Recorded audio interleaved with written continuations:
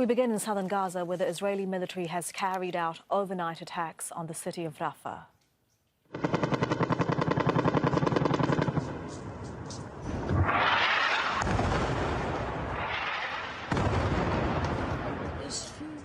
At least 63 Palestinians have been killed. Multiple strikes targeted the vicinity of the Kuwait hospital, and crowds of injured Palestinians, including children, have streamed into the overburdened facility. And Israel's defense minister says 2 captives were rescued during the operation. They've been identified as 60-year-old Fernando Marman and 70-year-old Luis Had. Both have been flown to hospital in Israel, and the military says they're in good health. I'm very happy to announce that this night 2 released hostages landed here at Sheba Medical Center, Israel's largest hospital. They were received in our ER, and initial examination were conducted by our ER staff, and they are in a stable condition, and we intend to continue and follow them up for the coming days until we'll be for sure clear of their medical situation. Our correspondent Hani Mahmoud is joining us on the phone from Rafah now. And Hani, over the past few hours, our colleague Tariq has been reporting on a significant increase in Israeli strikes on Rafah and also fighting around Rafah. What can you tell us about what's happening there now?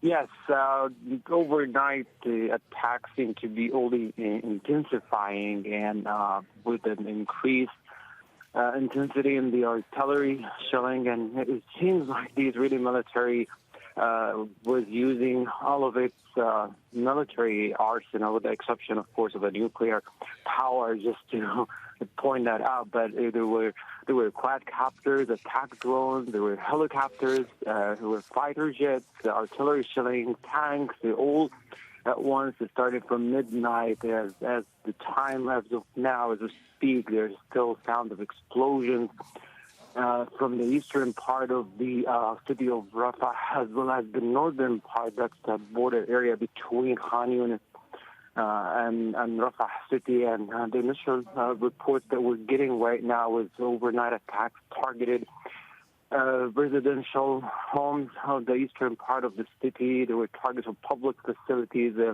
infrastructure that, including roads and main routes connecting Khan Yunis with Rafah city. All of this has been mounting the pressure on people. I can safely say that it was a sleepless, restless night for the vast majority of the people in Rafah city here, and it's still continuing to happen right now.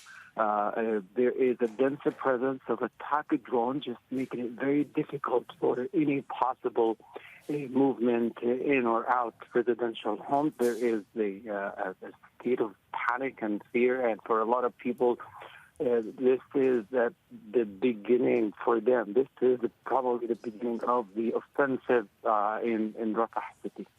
The offensive, of course, that the Israeli military has been warning about for well over a week now. They have been saying that they are going to advance their ground operation into Rafah. And Hani, when you speak about, the vast majority of people in Rafah and how they're feeling, it's really important to remind our viewers at this point that the vast majority of Gaza's population is now in Rafah, is in its southernmost city on the border with Egypt.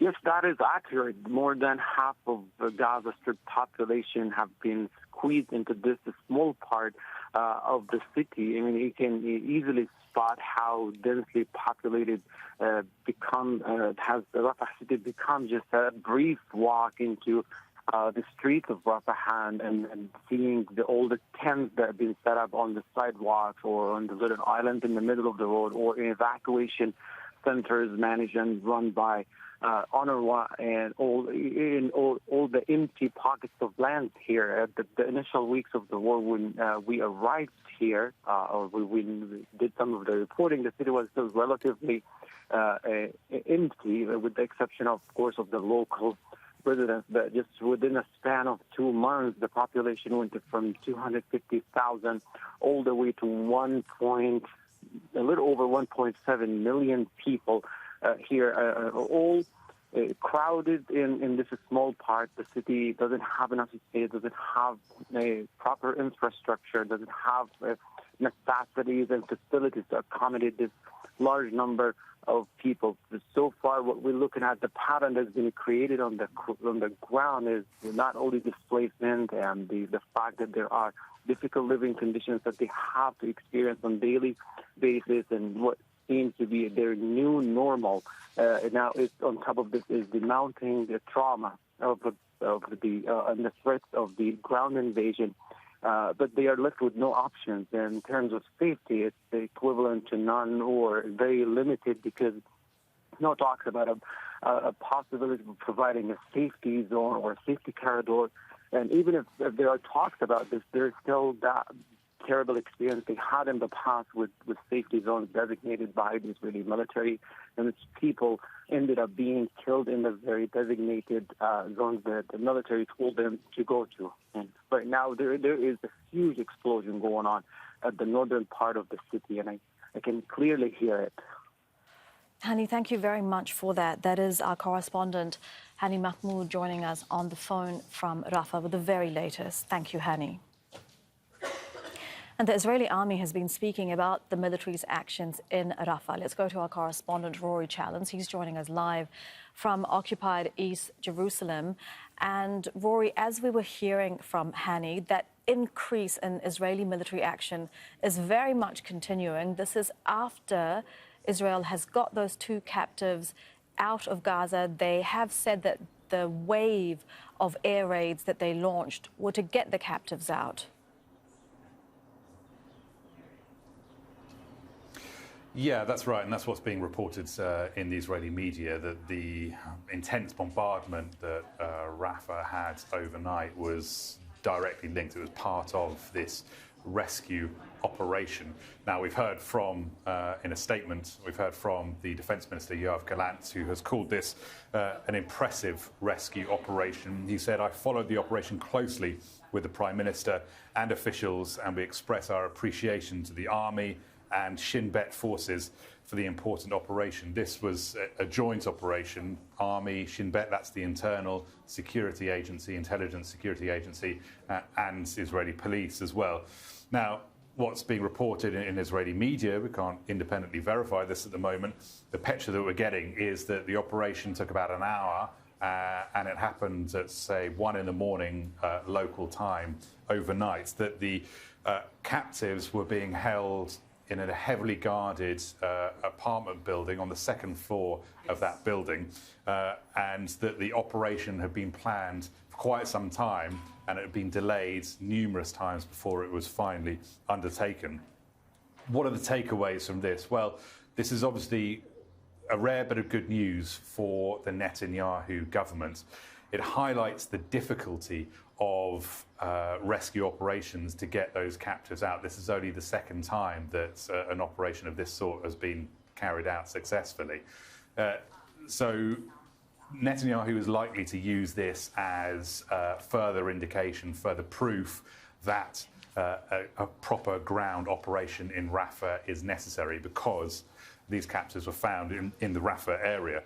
It also, I think, shows the level of destruction and death that the Israeli army is willing to inflict on civilians in Gaza. We've had 60-plus dead in Rafah to get 2 hostages, 2 captives out. So that's another illustration of that kind of mismatch, that balance of death and destruction for Israeli lives. And also, I think it plays into this idea of where are these hostages being kept? The assumption is that most of them are being kept underground in the tunnels.